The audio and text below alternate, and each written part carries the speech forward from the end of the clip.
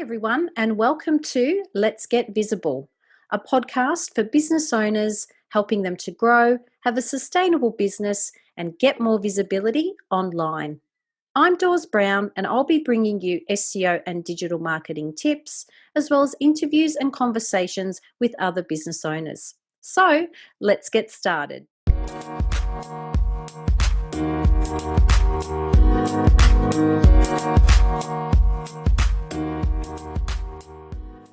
For nearly 2 decades, Jerome has taught athletes and business owners how to think smarter, especially in pressurized situations. This exploration started in 2005 as he sought to learn and understand how an emerging leader can evolve when he became a confidence coach at a rugby league club in England, helping injured players regain their mojo to perform well. He now devotes his time to teaching business owners how to mindfully transition from thinking like a technician to being an inspirational team leader. Jerome's journey has been exponential, from living on a rough housing estate in North London, England, to facilitating leadership workshops in Australia with organisations like Unilever. How are you going, Jerome? I'm going fantastic. I've been looking forward to this conversation and catching up with you again, Dawes. So yeah, I'm really looking forward to this conversation, and yeah, it's helping many people as possible. Improve their mind management skills. Love it. And I cannot wait to dig deeper into your work and what you're doing. So let's begin with how your business started. So was it a passion project, or was it something that was planned, or how did it come to be? That's a great question, Dawes. I've always, from a young person, I've always wondered how people think. Yes. Why they do what they do. And I remember sitting around with my friends in their car, or we're on their steps at home, and we'd always be going things like, why did she do that? What possessed her to say no? Or what possessed her to say yes? And we were always fascinated in these conversations, or what possessed someone to do something. And I was always fascinated that from a young kid. And I was always fascinated by the way my parents brought me up as well, because I didn't think they did a great job. And I always thought, in that moment, I was looking from the outside in. I was very disassociated with my upbringing, and I used to look at them and go, why do you make this job so difficult? And I thought everyone thought like that. Yeah. And I used to dream a lot, and I used to process information a lot. I didn't realize that was my gift at the time. And so going through that journey, and then when I got into fitness, I got into it by accident. And I started to realize that when I was training people, and I started to work with the rich and the famous in London, when I started working with them, I was never really interested in getting them to lose 10 pounds or lose weight. I was always fascinated by why they would put it on in the first place. I go, what would possess a human being to damage their ecosystem? And that was always my go-to place. And so, yes, I would get results, but really fitness was my journey. That was where I go to get grounded and center myself when I'm out of whack. Mm-hmm. It wasn't my purpose in life, even though I learned it as a skill and got very good at it. It wasn't. I always wanted to know, why would someone do that? Why would someone with so much limited time on this planet destroy the thing that's going to make the best use of the time on the planet? Right. So on that journey, and then I came to Australia in 2010, and by accident I was training someone, and they said to me, I can't carry on working with you. And I said, oh, that's a shame. I said, why is that? And he said, my business is not doing very well, and I'm really struggling financially. And I said, oh, that's a shame. And he had a few more sessions with me, because he used to buy block sessions. And I said, in your next session, can you, next time you come, we'll go out, we'll train in the park, and then we'll go and have a coffee. Can you bring your business plan? Because I was fascinated by that, because I learned a lot of that in sports psychology, planning and preparation. And he said, I haven't got one. And that was really weird to me, that you would start a business without a plan.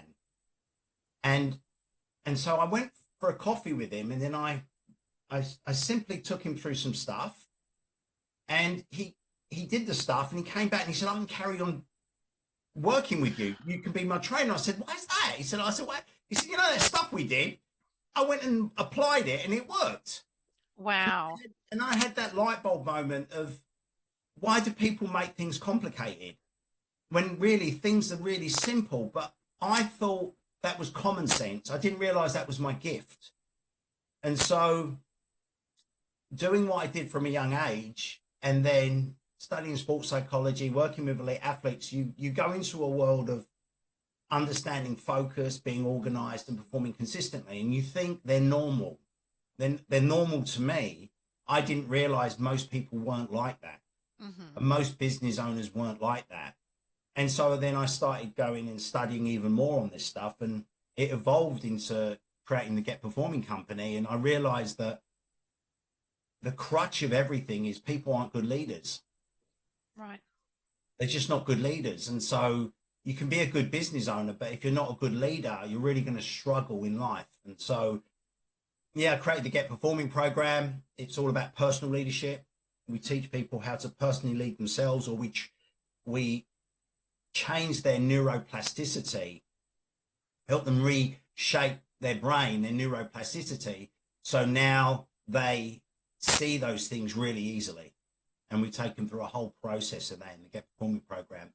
And yeah, people are joining it and they're not leaving because the community is so good and it's so inspiring. And there's people that are coming in that are really stuck, and next minute they're running $5 million businesses. It's crazy. And it's not because I'm doing anything special with their business. It's because I'm teaching them how to lead. And then seeing those results over and over again gives you the confidence to keep going and write the book and, go on the speaking tour and talk about, personal leadership and how to manage your mind. Yeah. So yeah, that's how it got started. A bit of a long-winded answer, but no, yeah. that's great. Fantastic. Yeah. And how long has your business now been running for? Oh, the business has been going for about 8 years now. Wow. It's really taken off probably in the last 2 years, especially in the last year. When we moved up to the Sunshine Coast and we got settled, and the relationship with me and my partner really, we really embedded that down, because I say to everyone, if you're going on a journey, once you know your gift and your life's purpose, and this is part of the process we take people through in the Get Performing program, I said, you then know who to look for in a partner that's the right match for you to go on that journey. Yes. If you choose the wrong partner, if you're not aligned in where you're going or what you want, especially for the man, if the man isn't driven and he hasn't got clear direction in his life, and not by intention, but everyone in the group are men. I don't say it's just for men, but what I'm finding is the more men have direction in their life, the more they've got get up and go, they actually end up being in better relationships. They attract someone who wants to go on that journey with them, and they're clear on their boundaries, and they're in their healthy masculine energy. So once our relationship settled down and we've got this beautiful now, I support her in her dreams and she supports me in my dreams. Home life is harmony, it's peace, it's tranquility. It's where I come and I can emotionally heal. She can emotionally heal. There's, the challenges in the external world, but when we come in and shut the door, we can fill each other's cups up, Yep. And so, because we understand each other and the journey we're going on, she's an author, I'm writing a book, she does healing with women. I don't necessarily work with men, but I'm in that field and so she supports me a lot in that, and I support her a lot in her journey. So that's the foundation, your home life. And then once you get your home life right, then you can be the warrior or the hunter or the athlete or the farmer. You can actually go out then and based on your leadership archetype, you can actually go into the world and do your thing. And there's many challenges out there. And so you need that place to come back to and reground yourself and recenter yourself. So about a year ago, it's when it really started to take off. I got my personal life sorted out. Yes. Yeah. Yes. Tidied up a lot of my personal life, healed, mended relationships with friends, and tidied up all these kind of things with my family, and thought I did all just on tidying up all those things and healing those things. And my partner was a massive massive help in that area with me. And so that's when I go, oh, I'm ready now. I'm ready to take on the world. I Yeah. love it. And I love that you've shared a really honest take on business, like to be in business for nearly 8 years. And as you just said, it's really just the last sort of 12 months to 2 years where you feel like it's really starting to be in a position where it needs to be and starting to accelerate because you've been able to align all other aspects, you know, within your life, not just the business and making that the priority, but making yourself the priority. 100%. Absolutely. And what do you think is the biggest thing that you see your clients really struggling with? Like, apart from not being leaders within their business and within obviously their teams, and that's how you're helping them, what do you think are some of the real significant blocks that you see commonly with the clients that you work with? Yeah, it's a good question, Dawes. It's the three archetypes, the three unconscious archetypes in the dark side is the archetype of the failure, the archetype of the loser, and the archetype of the procrastinator. They're the three things that we make people aware of. A failure won't plan. If you value failing, so when you're on the journey of mastery, which very few people are, they're usually in the transactional world of thinking about making money. But when you discover your purpose and you really love what you do, I always encourage the guys now, it's like you focus on mastery and then money chases you. You should never be chasing money. You know, Agree. If you're chasing money, it means that there's some form of insecurity within you. There's some form of scarcity mindset. You're actually, you know, when you study people like Lionel Messi or Lewis Hamilton or David Attenborough, they don't get up in the morning and think about money, yet they're multimillionaires. They focus on their craft or what they're passionate about. Or a lot of top musicians, a lot of top actors, they focus on their craft and they turn up and they're present in the moment delivering their craft because they love it, because they feel aligned and they love the community they're in. And then there is no failure when you're wanting to achieve mastery. All there is incremental improvement.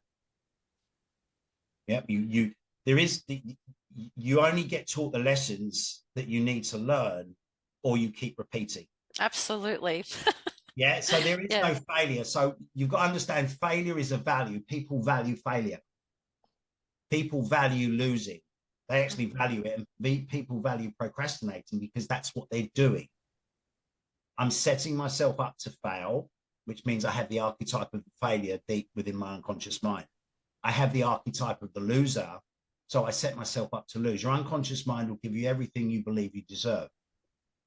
And then I have the archetype of the procrastinate within me because I overthink and I worry too much. And so I'm geared up now. I've trained my neuroplasticity. I've created that brain to function like that. And it's serving me at that level because at some level it's keeping me safe and it's keeping me within my ego. Yeah, I love So, that. so when you understand and you start working with someone, you go through all these dynamics of understanding how they manage their minds better, because we all have those archetypes within us, the failure, the loser, and the procrastinator. It's how now you start going on this training with the right people that know how to change your neuroplasticity within your brain to understand now I'm firing off different neurons. Yes. I'm making those stronger. And then because people come to the training every week, they're practicing the habit of the opposite to the failure, which is the successor, the opposite to the loser, which is the winner, the opposite to the procrastinator, which is the action taker. And so that's the big three blocks that anyone has going on that journey. People ask most business owners, when you come to the next meeting, bring your 3-year business plan. And I guarantee most of them won't bring a 3-year business plan. Ask them how they practice and prepare to be a winner. And I guarantee most of them won't practice and prepare to be a winner. And ask them, how long does it you take action when you've made up your mind to do something? And most people will say, well, it takes me quite a while.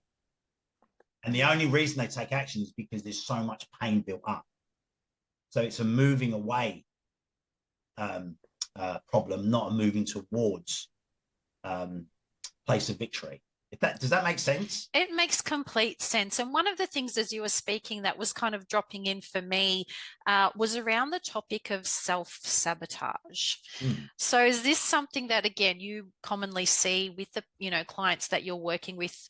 I would guess at the very beginning of that journey, I see it a lot with a lot of business owners in that they can see the top of the mountain. They can see where it is that they want to go, but they continuously do things. And I'm raising my hand here because I'm one of these people too, that we tend to self-sabotage. We can get some momentum going, and it's almost like the fear of success stops us dead in our tracks. Is there a way that you can unpack this? This is just a personal one for me, but I'm sure a lot of our listeners can really relate to this too. The whole thing with self-sabotage, why we do it, and how to, I guess, moving forward, stop, doing that to ourselves. Yeah, that's awesome. It's so powerful. Self-sabotaging. Remember, we self-sabotage to keep ourselves safe, the perception that we're safe. And the thing that we constantly self-sabotage will actually create in our lives. So if we believe we're not good enough, if we believe, if the ultimate belief is when you believe you're not good enough, you will self-sabotage in most areas. Fitness, it's a 360 belief. Yeah, I'll self-sabotage in my fitness. I'll self-sabotage in my relationships. I'll self-sabotage in my friendships. I'll self-sabotage in my hobbies, and I'll self-sabotage in my business.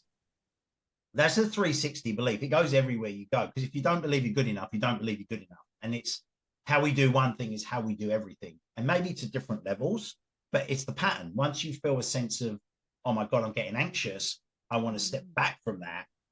It could be anywhere in your life. Yeah. Because we don't want to experience any kind of emotional distress or pain or physical pain, especially emotional and physical pain. So we'll back off. We'll put the car in reverse and go back rather than drive through it slowly, understand what's going on for us, and then slowly pick up the accelerator and then drive through it and go, oh, that was a little bit of a bump away, but I got through it. I got through it and I learned more about myself, but I'm still moving forward. The limiting beliefs are so powerful because our unconscious mind wants to give us everything we feed it. So understanding why we self-sabotage, and the number one reason all of us self-sabotage is because we're too worried about what other people think of us. I think it's spot on there. Spot on. And we talk about this in the group a lot. Once you stop caring about what other people think of you, because what happens is everyone's pushing their values onto you, and you're defending your values, but then you question your values, and so you question your gift, and you go, oh, maybe I'm wrong. Because if you don't believe you're good enough, you're going to believe that you're not good enough more than you believe you're good enough. And so the people, parents, school teachers, friends, other business owners, you go to a workshop and they say, oh, you're doing it all wrong. You should be doing it. Oh, maybe I've been doing it wrong because I've been doing it for a few months and I haven't had traction. So what I'll do is I'll just change again. I'll be the crab. I'll move sideways rather than stick with it and move forward and just constantly iron out the creases as I go along. Yes. Incremental improvement. Yeah, there is no failure when you're on the journey to success. That you have wings or you get wisdom. That's what happens. And as you get more wisdom, you get better at doing what you're doing. But the only way you can do that is to prepare and practice continually. So that's when you go on that journey, but very few people break through. It's like watching a film. Have you ever watched a scary film and you get to a part of the film and it's really scary and you go, I can't watch this anymore. I can't watch this anymore. And it's like turning off the film right there and then. Yes. So you turn the film off and then you go back to watch it again and you watch the film. And when it comes back to that point where it's really scary, you switch it off again. The moment you watch the film and you sit with it from a place of neutrality and you sit with it and then you go through it, you went, oh, they came out of it the other side. They became the hero. They became the thing. And I watch it to the end. You went, there was the hero's journey. Then there was all the challenges, and they got through the challenges, and there was the mentor, and there was the villain, and they got over the villain, and they came through the other end. And now they're, like the Lion King. They're on the top of the mountain, and the cub is now the lion, and it's got all the fields of green, and they're beautiful. Well, most people never get to that. They never go through that in their beliefs to be standing on the mountain cliff. Like, I forgot the lion's name now, but in the Lion King, and they had to fight Mustafa and all that, they never get to that point because they keep stopping at the pain point and going back and turning the film off. Yes, and I can definitely relate to that. And I see so many clients as well, where it's just the fear, and it's that analysis paralysis of knowing that you can, be at that next level, but the fear of it. And as you were saying, maybe it's what other people think, and that tends to stop you in your tracks, as you said, rather than going through and seeing the movie. And one of the books that I read, I think it would have been maybe a year or so ago, the title was Around the Upper Limit. Okay. Have you read that book? I'll put it in the title in the show notes as well. But what the author basically says is that when we see ourselves, becoming successful and reaching that peak, we do something on purpose to stop us from continuing that momentum, which is all about that self-sabotage. And so, if we succeed in something, we create a problem so that we lose that momentum. Yeah. And I just found it to be really so enlightening to have someone really break down exactly what it is that we do when we're trying to achieve that big thing, but we keep rolling backwards, down the hill rather than, keep hiking back up the hill. And another thing I wanted to ask, Jerome, is in mind management, which is obviously what you specialize in with your different programs. Do you find that there's a particular myth in your industry that you would like to take a hammer to and absolutely, shatter into pieces? Is there something through conditioning, maybe through others, or, perception out there when it comes to mind management that you think we need to, put a stop to this? Another great question, Dawes. Thank you. I think the thing that we have to realize that, coming from a background working with elite athletes and sports psychology and working in road, there's a lot of language in there of work hard, push, effort, and especially now I hear that a lot in business. You've got to work hard, you've got to push, you've got to put a lot of effort in. Is in the as we take people through the process, we actually start getting them to delete those words, because our psychology more than seek pleasure. So if you think something's going to be hard, it's very few people that have that mentality that's going to go, well, I'm going to prove everyone wrong. And proving someone wrong is a seeking of approval pattern, which could take you down the path of illness, because you'll keep going until you perceive you've proved them wrong, when the other person you think you're proving wrong actually doesn't really care. This is in your own mind. Yeah. And so when you go on these journeys on the work hard, the two patterns that we have, the two human drivers, is the need to seek approval and the need to avoid the feelings of rejection. So when you're being driven either in two of these areas at a very high level, you're not going to perform at your best. So if you think about it, when someone says they work hard, what they're really saying is, I'm not trained. Because when you're trained at something, it's usually quite easy, quite simple. It's when you don't plan, you don't practice and prepare, and you don't take action, continue strategic implementation. So take public speaking. A lot of people say public speaking is hard, and I've got to get out there and I get anxious. It's not hard. If you plan properly the subject you're going to talk about, if you practice and prepare, really actually becomes really exciting. It's something you want to do because you've trained your nervous system for it. And so understanding that's really important, that you actually go through this process, and you're an action taker. Now, the more action you take based on a plan and based on preparation and practice, and the more action you take, you actually start to enjoy it more. You're now being more efficient than putting effort in. You're now working smarter than working harder. Yes. And so I always say to the guys in the group, leaders move slowly and soldiers move fast. Most people run their businesses like soldiers. They're constantly putting out fires. Leaders move very slowly. They're methodical. When you look at nature, animals that move slowly will outlive any animal that moves fast. A tortoise will outlive a rabbit. An elephant will outlive a cheetah. Alligators live decades and decades and decades. They move very slowly. So you understand nature and nurture. If you move really fast and you're constantly in fight or flight mode, you will burn out really. And then that's a sign you haven't got a leadership mindset. You're constantly putting out fires. So when you look at the patterns of leadership or the soldier, who are you? Am I running my life like a soldier, or am I running my life like a leader? And leader are more strategic. They're more well planned. They're prepared and practiced, whether it's for a podcast like this or whether it's for running a business. They won't just take action.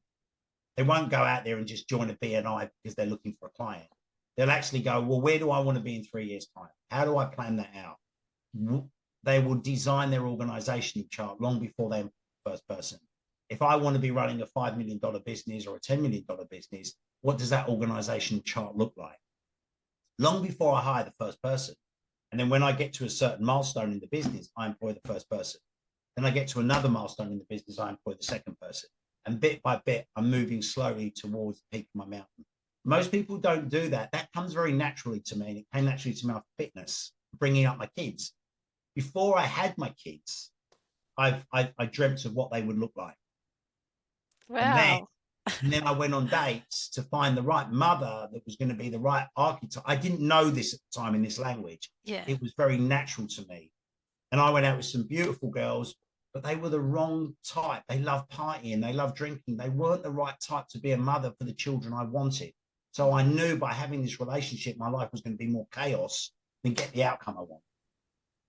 And it's the same in your organizational chart in your business. Be clear on the profile of the person you want in your business long before you find the person, because you get what you focus on. Always. You always get what you focus on. That person could be right beside you and you wouldn't even know it because you don't understand the profile you're looking for in that person to develop a relationship that has meaning and purpose for the future. So the 3 Ps, recap those for me. Planning.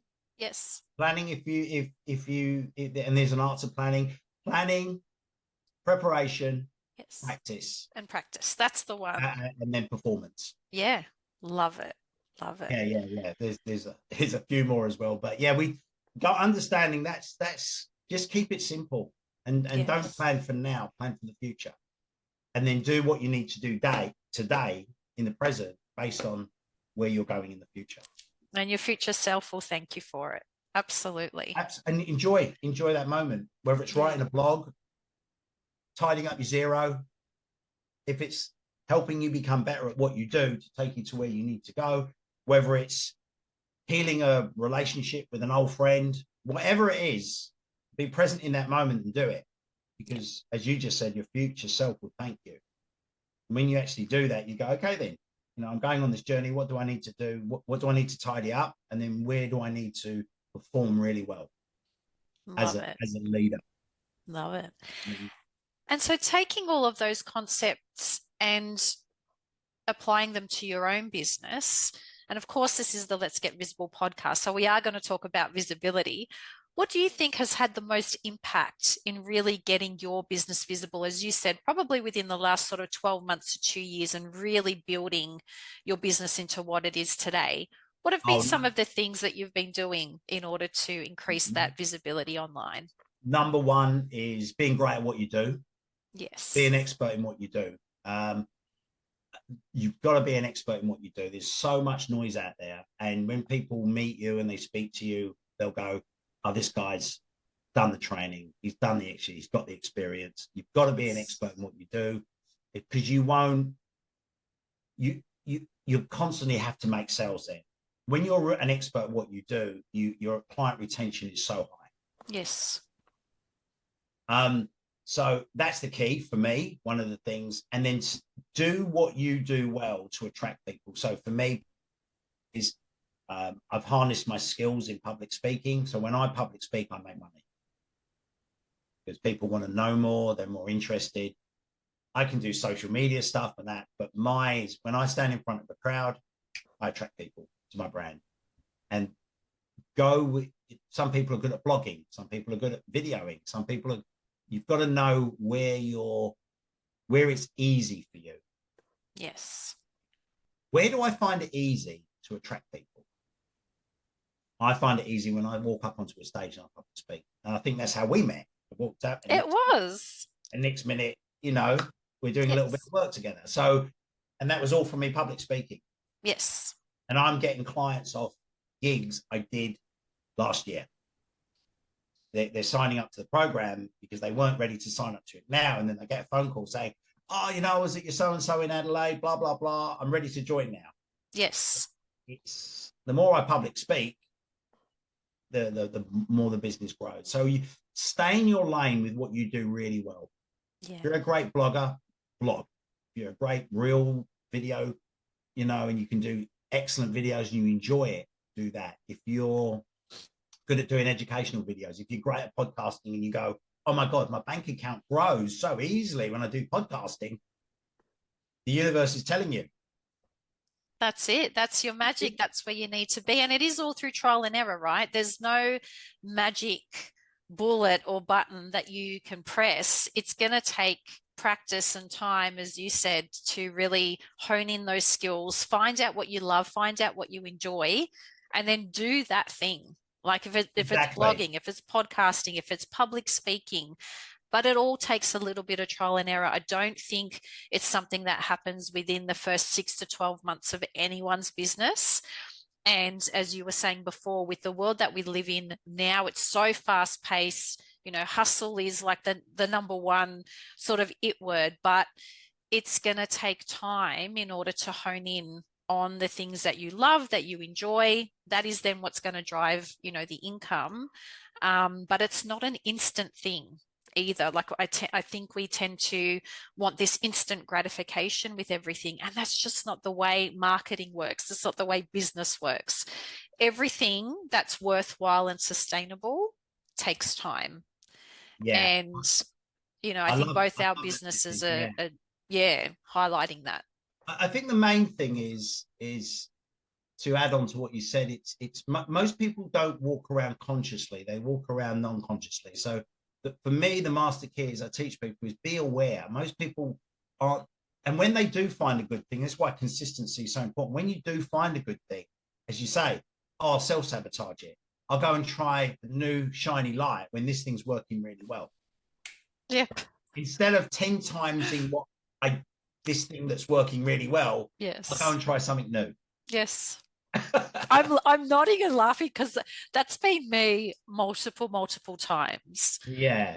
Trying to invent something new, whether it's a new extension of your business or a new program, but what you've got is already working well. And if you just gave that more love and more attention and more time and did more planning, more preparation, and just, be consistent with it, you will see the fruits. Yeah. You'll see the fruits of that labor, but we tend to think the next shining toy is going to be the ticket to the top of that mountain, where it's things that you already have and that you're already doing really, really well that can lead you to, that success that you've been wanting and searching for. And there's few of you doing it because there's few of you going on that journey. Can you imagine do you know Lionel Messi, the soccer player? I sure do. My son is an absolute soccer fanatic. So can you imagine Lionel Messi after a year of kicking a ball went, I want to play cricket now.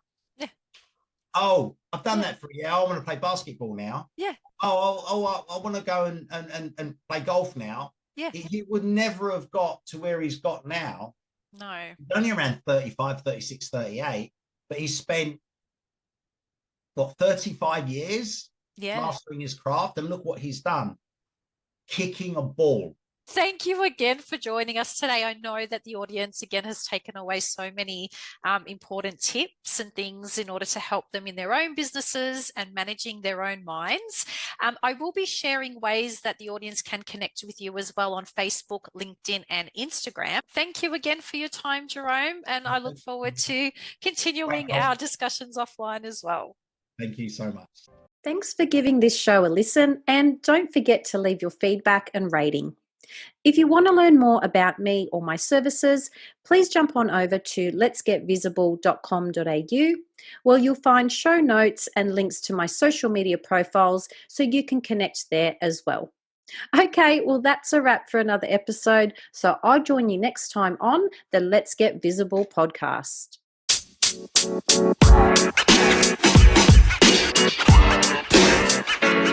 know, man.